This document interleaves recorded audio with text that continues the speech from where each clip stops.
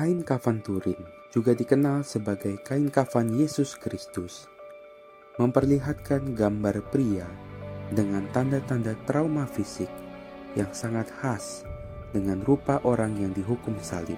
Secara khusus, luka-luka dalam penyaliban Yesus Kristus dalam kesaksian para rasul di kitab Injil.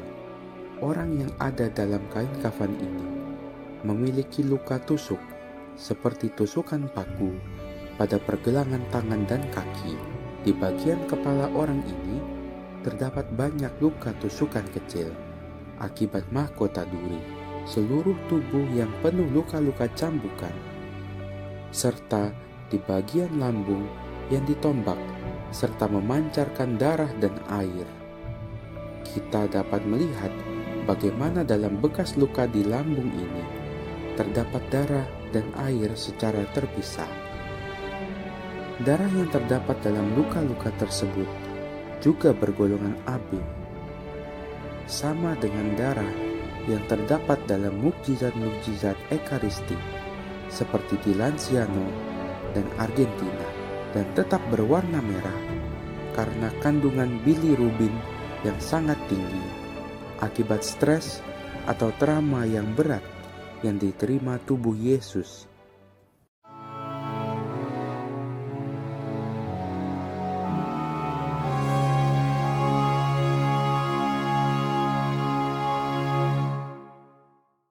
Pada tahun 1978, kelompok ilmuwan bernama Shroud of Turin Research Project atau disingkat STURP melakukan berbagai tes, termasuk tes karbon untuk menentukan usia kain. Komisi ahli memilih 3 laboratorium pada 1987 dan hasil penanggalan karbon pada 1988 menyatakan bahwa kain berasal dari periode 1260 sampai tahun 1390, menunjukkan usia abad pertengahan. Namun sejak itu, banyak kritikus peneliti ahli dari berbagai bidang telah mempertanyakan validitas tes yang dilakukan tahun 1988 itu. Mereka menuding bahwa adanya kontaminasi sampel atau perbaikan pada kain yang dilakukan pada abad pertengahan. Karena bagian yang diambil untuk tes radiokarbon adalah bagian paling pinggir dari kain kafan tersebut, dan setelah diselidiki lebih lanjut, bagian-bagian paling pinggir dari kain kafan Turin bukanlah berbahan lenan, melainkan kapas yang dicat supaya menyerupai warna keseluruhan kain lenan. Para peneliti berpendapat bahwa ini merupakan hasil peremajaan artefak oleh orang-orang dari abad pertengahan untuk menjaga keutuhan kain. Lebih lanjut tentang kain tambahan pada abad pertengahan. Pemeriksaan terhadap serat-serat kain kafan yang dilakukan oleh peneliti Sue Benford dan Joe Marino. Benford mengamati adanya ketidaksesuaian alur anyaman dari sebagian besar kain kafan Turin dengan sampel kain yang dipilih untuk dites karbon pada tahun 1987. Pola anyaman herringbone yang konsisten di sebagian besar kain tampak tidak sealur dengan anyaman serat kain di bagian pinggir yang dijadikan sampel untuk tes karbon pada tahun 1987. Mereka juga menemukan bahwa sampel kain yang dites karbon tersebut berbahan katun. Perbedaan bahan serat kain dan anyaman ini membawa Benford dan Marino pada suatu dugaan terobosan, yakni kain kafan Turin telah mengalami perbaikan dengan tipe kain yang berbeda. Untuk mendukung klaim mereka mencari pendapat para ahli tekstil dan hasilnya mengejutkan. Beberapa ahli tekstil setuju dengan observasi Benford dan Marino, menyarankan bahwa bahan itu terlihat seperti ditambahkan kembali. Ray Rogers, anggota tim peneliti Stern, Rogers merasa terdorong untuk menyelidiki temuan mereka lebih dalam lagi. Rogers berfokus pada pemeriksaan mikroskopis serat-serat pada kain kafan Turin, khususnya yang dipilih untuk penanggalan radiokarbon. Ia heran karena hasil analisisnya mendukung pendapat Benford dan Marino.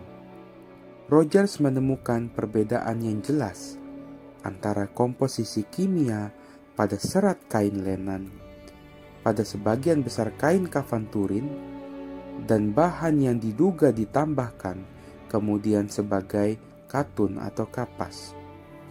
Rogers juga menemukan bahwa serat kain kapas yang lebih baru memiliki pewarna mordan gula untuk menyesuaikan warna pada kain kafan Turin. Lalu akhirnya pada tahun 2013, Universitas Padova melakukan pengujian ulang dengan metode infrared spektroskopi di bagian kain lenan yang berbeda dengan bagian kain yang diambil untuk tes karbon tahun 1987. Para peneliti menemukan bahwa kain kafan Turin tersebut berasal dari tahun 400 sebelum Masehi hingga 300 setelah Masehi, yang dimana masa-masa tersebut adalah masa di mana Yesus hidup di dunia. Anggapan lain yang menyatakan bahwa kain kafan Turin adalah lukisan orang pada abad pertengahan mendapat pengungkapan fakta yang berlawanan.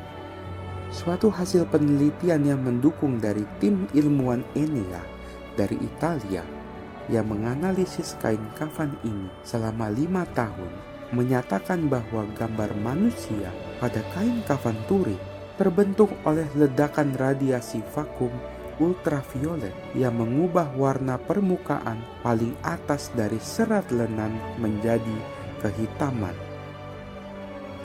Radiasi ini harus sangat intens dan sangat singkat. Kekuatan radiasi yang terpancar diprediksi melebihi kapasitas maksimum dari sumber radiasi ultraviolet yang dimiliki manusia saat ini. Mereka melakukan berbagai percobaan untuk mereplika kain kafan tersebut, dari mencoba beberapa zat kimia, pewarna, dan bubuk-bubukan. Tidak ada satupun yang berhasil mereplika kain kafan tersebut dengan baik.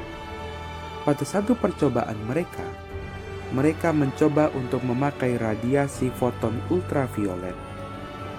Mereka melihat hasil radiasi pada kain kafan percobaan memiliki pewarnaan yang sangat mirip dengan gambar yang tercetak di kain kafan Turin. Mereka mengemukakan pendapatnya bahwa gambar yang tercetak pada kain kafan Turin mungkin terbentuk dari sumber energi elektromagnetik seperti foton ultraviolet pada percobaan ini dengan sangat cepat. Dari percobaan ini dapat kami simpulkan bahwa sampai hari ini sangat sulit dan hampir tidak mungkin untuk membuat replika yang sama dengan kain kafan Turin. Ini juga menunjukkan kemungkinan bahwa artefak ini sengaja dibuat pada abad pertengahan memiliki kemungkinan yang teramat kecil. Salah satu perkiraan total daya radiasi yang dikeluarkan dari tubuh orang yang berada dalam kain kafan tersebut untuk memberi bekas pada permukaan lenan yang sesuai dengan gambaran pada kain kafan Turin adalah sekitar 34 triliun watt atau 34 terawatt. Ini setara dengan listrik untuk menghidupi kota Jakarta selama 10 bulan. Satu hal yang kita tahu pasti, yaitu bahwa orang yang berada dalam kain kafan Turin harus segera keluar dari kain tersebut setelah dimakamkan paling tidak dalam kurun waktu tidak lebih dari 40 jam.